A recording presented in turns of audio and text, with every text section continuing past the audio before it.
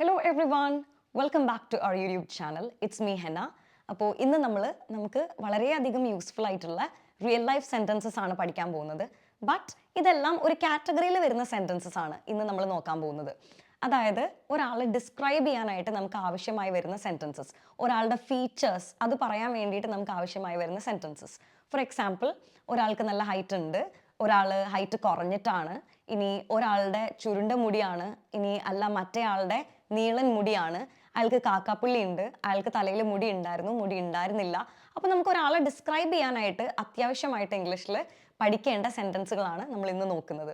So without wasting time, let's glide into the video. അവൾക്ക് ഉയരമുണ്ട്. ഇത് നമ്മളെങ്ങനെ പറയും? She is tall. അവൾക്ക് ഉയരമുണ്ട്. She is tall. അവൾക്ക് ഉയരമില്ല എന്ന് നമ്മൾ എങ്ങനെ പറയും? ഇസിന് പകരം isn't എന്ന് പറയും. is not എന്നുള്ളത് ഷോർട്ട് ആക്കിയിട്ട്. അവൾക്ക് ഉയരമുണ്ട്, ഷീ ഇസ് tall.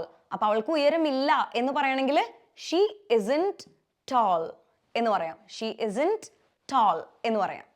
അവന് തടിയുണ്ട്. ഇത് നമ്മൾ എങ്ങനെ പറയും? he is fat. അവന് തടിയുണ്ട്, he is fat. ഈ ഫാറ്റ് എന്നുള്ളത് ചിലപ്പോൾ ഒഫെൻസീവ് ആയിട്ട് ഫീൽ ചെയ്യാം. അങ്ങനെയാണെങ്കിൽ നമുക്ക് എന്തെന്ന് പറയാം? Full figured. ഫുൾ ഫിഗേർഡ് എന്ന് പറയാം. അപ്പോൾ എൻ്റെ ഹസ്ബൻഡിന് തടിയുണ്ട് എന്ന് നമ്മൾ എങ്ങനെ പറയും? My husband is full figured. My husband is full figured എന്ന് പറയാം. ഓക്കെ, അപ്പോൾ അവന് തടിയുണ്ട്, ഹി ഇസ് ഫാറ്റ്, അല്ലെങ്കിൽ ഹി ഇസ് ഫുൾ ഫിഗേർഡ് എന്ന് നമുക്ക് പറയാം. ഇനി അവന് തടിയില്ല എന്ന് നമ്മൾ എങ്ങനെ പറയും? ഹി isn't, is not എന്നുള്ളത് ഷോർട്ട് ആക്കിയിട്ട് he isn't fat എന്ന് നമുക്ക് പറയാം. അവന് തടിയില്ല, he isn't fat. ഓക്കെ, അവൾക്ക് ചുരുണ്ട മുടിയാണ്. ഇത് നമ്മൾ എങ്ങനെ പറയും? she has curly hair. അവൾക്ക് ചുരുണ്ട മുടിയാണ്. she has curly hair. she has curly hair എന്ന് നമുക്ക് പറയാം. അവന് നേരെയുള്ള മുടിയാണ്, കോല് പോലത്തെ മുടിയാണ് എന്നൊക്കെ പറയും. ഇത് നമ്മൾ എങ്ങനെ പറയും? he has straight hair. straight hair. he has straight hair അല്ലെങ്കിൽ he has got straight hair എന്ന് നമുക്ക് പറയാം. അവന് താടിയുണ്ടോ? ഇത് നമ്മൾ എങ്ങനെ ചോദിക്കും? does he have a beard? അവന് താടിയുണ്ടോ? താടി, beard. അവന് താടിയുണ്ടോ? does he have a beard? ഇവിടെ അവൻ എന്ന് പറയുമ്പോൾ he ആണ്, സിംഗുലർ ആണ്. എങ്കിൽ കൂടി ഇവിടെ ഹീയുടെ ഒപ്പം എന്തുകൊണ്ടാണ് have വന്നത്? കാരണം ക്വസ്റ്റ്യനിൽ ഡു, ഡസ് അല്ലെങ്കിൽ ഡിഡ് ഉണ്ട് എന്നുണ്ടെങ്കിൽ എപ്പോഴും വേർബ്, ഇവിടെ വേർബ് ഏതാണ്? have ആണ് അല്ലേ? ഹാവ് എന്നുള്ളതിന്റെ നാച്ചുറൽ ഫോം ആയിരിക്കും ഉണ്ടാവുക. അപ്പോൾ ഹാവ് എന്ന് പറയുന്ന വേർബിന്റെ നാച്ചുറൽ ഫോം ഏതാണ്? ഹാവ് ആണ്. അപ്പോൾ ഡു, ഡസ്, ഡിഡ് ക്വസ്റ്റ്യനിൽ ഉണ്ടെന്നുണ്ടെങ്കിൽ ഹാവ് മാത്രമേ വരുള്ളൂ, ഹാസും ഹാഡും വരില്ല. ഹാസും ഹാഡും വരില്ല. ഡു, ഡസ്, ഡിഡ് ഏതൊക്കെ ക്വസ്റ്റ്യനിൽ ഉണ്ടോ അല്ലെങ്കിൽ ഏതൊക്കെ സെന്റൻസിലുണ്ടോ അപ്പൊ അവിടെ എന്ത് വരും? വേർബിന്റെ പ്ലെയിൻ ഫോം. അപ്പോൾ ഹാവ് എന്നുള്ള വേർബിന്റെ പ്ലെയിൻ ഫോം ഹാവ് ആണ്, ഹാസും അല്ല ഹാഡും അല്ല. ഓക്കെ, അവന് താടിയുണ്ടോ? does he have a beard? does he have a beard? അപ്പോൾ അവന് താടിയുണ്ട് എന്നാണ് ഉത്തരം എന്ന് വിചാരിക്കുക. ഇത് നമ്മൾ എങ്ങനെ പറയും? yes, he has a beard. ഇവിടെ നമ്മൾ ഹീന്റെ ഒപ്പം എന്താണ് ഉപയോഗിച്ചത്? ഹാസ് ആണ് ഉപയോഗിച്ചത്. കാരണം എന്താ? ഹീ സിംഗുലർ ആണ്. സിംഗുലർ ആയ ഹീന്റെ ഒപ്പം നമ്മൾ ഹാസ് ആണ് യൂസ് ചെയ്യുക. ഇവിടെ ഈ ആൻസറിൽ ഡു, ഡസ്, ഡിഡ് ഒന്നുമില്ലാത്തത് കൊണ്ട് നമുക്ക് ഹാസ് ഉപയോഗിക്കാം. ഓക്കെ, ഇവിടെ ഹാസ് നമ്മൾ ഉപയോഗിക്കണം. കാരണം എന്താണ്? ഹി എന്നുള്ളതിന്റെ കൂടെ എപ്പോഴും ഹാസ് ആണ് വരിക, ഹാവ് വരാൻ പാടില്ല. പക്ഷെ ഇവിടെ ക്വസ്റ്റ്യനിൽ ഹീന്റെ ഒപ്പം ഹാവ് വന്നത് എന്തുകൊണ്ടാണ്? ഈ സെന്റൻസിൽ ഡസ് ഉള്ളത് കൊണ്ട്.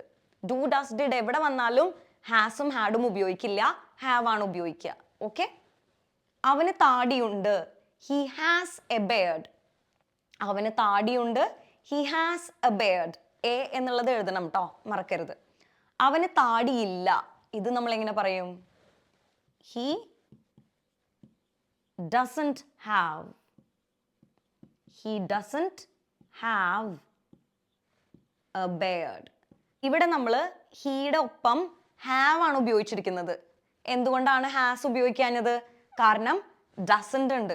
ഡു, ഡസ്, ഡിഡ് ഇതിന്റെ ഏതെങ്കിലും ഫോംസ് സെന്റൻസിൽ ഉണ്ടെന്നുണ്ടെങ്കിൽ ഹാവ് ആണ് യൂസ് ചെയ്യുക. ഹാഡും ഹാസും യൂസ് ചെയ്യാൻ പാടില്ല. അവന് താടിയില്ല. He doesn't have a beard. He doesn't have a beard. അവന് മീശയുണ്ടോ? ഇത് നമ്മൾ എങ്ങനെ ചോദിക്കും? Does he have a mustache?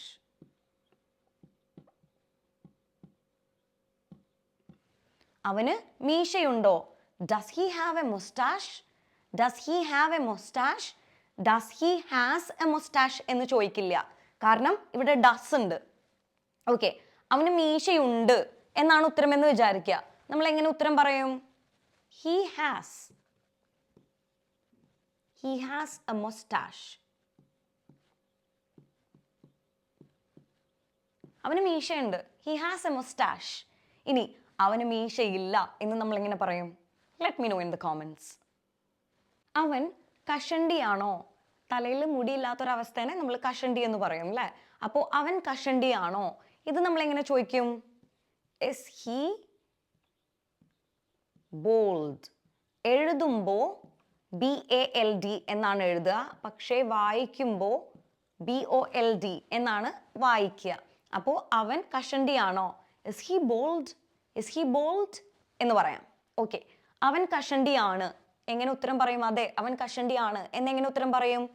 Yes, he is bold. Yes, he is bold. അല്ല, അവൻ കഷണ്ടിയൊന്നല്ല എന്ന് നമ്മൾ എങ്ങനെ ഉത്തരം പറയും? No, he isn't bold. അവൻ കഷണ്ടിയല്ല എന്നെങ്ങനെ പറയും? No, he isn't bold. No, he isn't bold എന്ന് പറയാം. ഓക്കെ, നിനക്ക് കാക്കപ്പുള്ളി ഉണ്ടോ? കാക്കപ്പുള്ളി, മറുക്, കറുത്ത മറുക് എന്നൊക്കെ പറയും അല്ലേ? ഈ കാക്കപ്പുള്ളി ഉണ്ടോ എന്നെങ്ങനെ ചോദിക്കും? നിനക്ക് കാക്കപ്പുള്ളി ഉണ്ടോ? ഇത് നമ്മൾ എങ്ങനെ ചോദിക്കും? Do you have a black mole? Do you have a black mole? നിനക്ക് കാക്കപ്പുള്ളി ഉണ്ടോ? Do you have a black mole? Do you have a black mole? എനിക്ക് നെറ്റിയിൽ കാക്കപ്പുള്ളി ഉണ്ട്. ഇത് നമ്മൾ എങ്ങനെ പറയും? I have a black mole on my forehead. നെറ്റി, forehead. അപ്പോൾ ഏതെങ്കിലും സർഫസിലൊക്കെയാണ് എന്നുണ്ടെങ്കിൽ നമ്മൾ ഓൺ ഉപയോഗിക്കും. I have a black mole on my forehead. എൻ്റെ നെറ്റിയിൽ ഒരു കാക്കാപ്പുള്ളി ഉണ്ട് എന്നെങ്ങനെ പറയും? I have a black mole on my forehead എന്ന് പറയാം. നിനക്ക് മുഖത്ത് കുരുക്കൾ ഉണ്ടോ? ഇത് നമ്മൾ എങ്ങനെ ചോദിക്കും? Do you have pimples? കുരുക്കൾ, pimples. Do you have pimples on your face? നിനക്ക് മുഖത്ത് കുരുക്കൾ ഉണ്ടോ? Do you have pimples on your face? Do you have pimples on your face? എൻ്റെ മുഖത്ത് ഒരുപാട് കുരുക്കൾ ഉണ്ട്. ഇത് നമ്മൾ എങ്ങനെ പറയും? There are so many pimples. There are so many pimples on my face. എൻ്റെ മുഖത്ത് ഒരുപാട് കുരുക്കളുണ്ട്. There are so many pimples on my face. There are so many pimples on my face. അവരെ കാണാൻ ഒരുപോലെ ഉണ്ടോ? രണ്ടാൾക്കാരെ നമ്മൾ ചോദിക്കണം, അവരെ കാണാൻ ഒരുപോലെ ഉണ്ടോ? ഇതെങ്ങനെ ചോദിക്കും? Do they look alike? Alike എന്ന് പറഞ്ഞു കഴിഞ്ഞാൽ ഒരുപോലെ. അവരെ കാണാൻ ഒരുപോലെ ഉണ്ടോ? Do they look alike? Do they look alike? അപ്പോൾ അവർ ഇരട്ടകളാണ്, അവരെ കാണാൻ ഒരുപോലെ ഉണ്ട് എന്നാണ് നമ്മളുടെ ഉത്തരം എന്ന് വിചാരിക്കുക. ഇത് നമ്മൾ എങ്ങനെ പറയും? അവർ ഇരട്ടകളാണ്. ഇതെങ്ങനെ പറയും? They are twins. They are twins. They look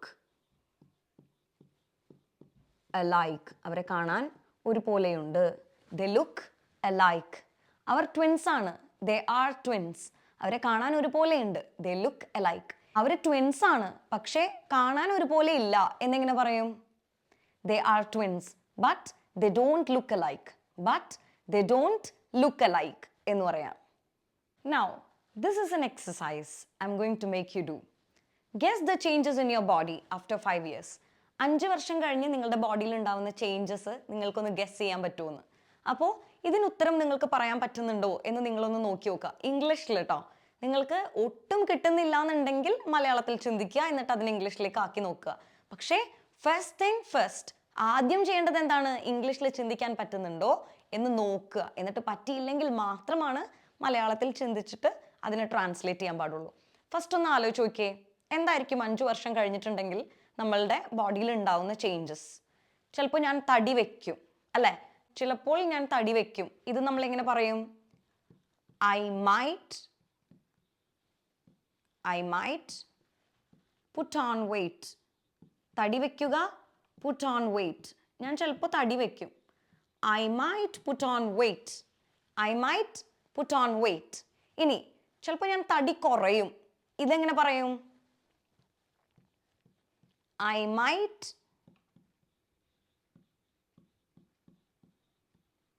lose weight. ചിലപ്പോൾ ഞാൻ തടി കുറയും. I might lose weight. I might lose weight. ഇനി വയസ്സാകുമ്പോൾ ഉണ്ടാകുന്ന ഒരു മേജർ ചേഞ്ച് എന്താണ്? ഒരു 5 വർഷമൊക്കെ കഴിയുമ്പോൾ ചിലപ്പോൾ എൻ്റെ മുടി നരയ്ക്കാൻ തുടങ്ങും. ഇത് നമ്മളെങ്ങനെ പറയും? എൻ്റെ മുടി നരയ്ക്കാൻ തുടങ്ങും. ഇതെങ്ങനെ പറയും? My hair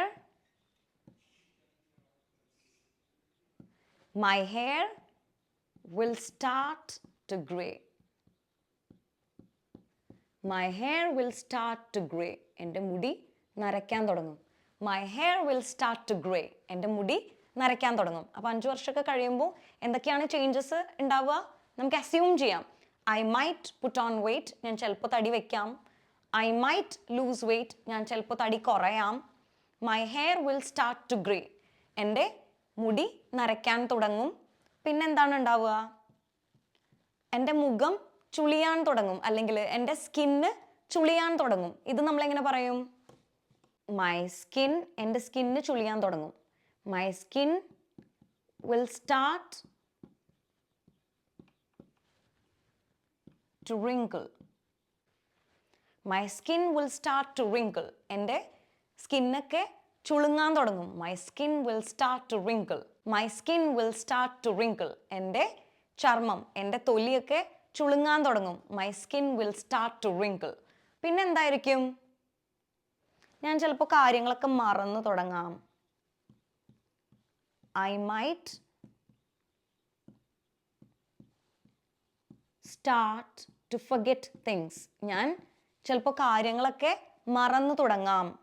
I might start to forget things. I might start to forget things. പിന്നെന്തായിരിക്കും? ഞാൻ ചിലപ്പോൾ ജീവിച്ചിരിപ്പുണ്ടാവാം. ഇതെങ്ങനെ പറയും? I might be alive. 5 വർഷം കഴിഞ്ഞ് ചിലപ്പോൾ ഞാൻ ജീവിച്ചിരിപ്പുണ്ടാവും. I might be alive after 5 years. 5 വർഷം കഴിഞ്ഞ് ചിലപ്പോൾ ഞാൻ ജീവിച്ചിരിപ്പുണ്ടാവും. അല്ലെങ്കിൽ 5 വർഷം കഴിഞ്ഞ് ചിലപ്പോൾ ഞാൻ ജീവനോടെ ഉണ്ടാവില്ല. ഇത് നമ്മളെങ്ങനെ പറയും? I might not be alive. ഞാൻ ജീവനോടെ ഉണ്ടാവില്ല എന്നാണെങ്കിൽ I might not be alive എന്നും പറയാം. അല്ലെങ്കിൽ I might be dead. I might be dead എന്നും നമുക്ക് പറയാം. ഓക്കെ, ഇന്നത്തെ ക്ലാസ് ഇഷ്ടപ്പെട്ടു എന്ന് വിചാരിക്കുന്നു. നിങ്ങൾക്ക് ഇഷ്ടപ്പെട്ടു, ഉപകാരപ്രദമായി തോന്നിയെങ്കിൽ ലൈക്ക് ചെയ്യുക, ഷെയർ ചെയ്യുക, സബ്സ്ക്രൈബ് ചെയ്യുക. അതുപോലെ തന്നെ തൊട്ടപ്പുറത്തുള്ള ബെൽ ബട്ടൺ ക്ലിക്ക് ചെയ്യാൻ മറക്കരുത്. എങ്കിലാണ് ഞാൻ നെക്സ്റ്റ് ടൈം വീഡിയോസ് അപ്ലോഡ് ചെയ്യുമ്പോൾ നിങ്ങൾക്ക് ഡയറക്റ്റ് ആയിട്ട് നോട്ടിഫിക്കേഷൻ ലഭിക്കുകയുള്ളൂ. So until we see next time, it's me Hannah signing off. Take care. Bye bye.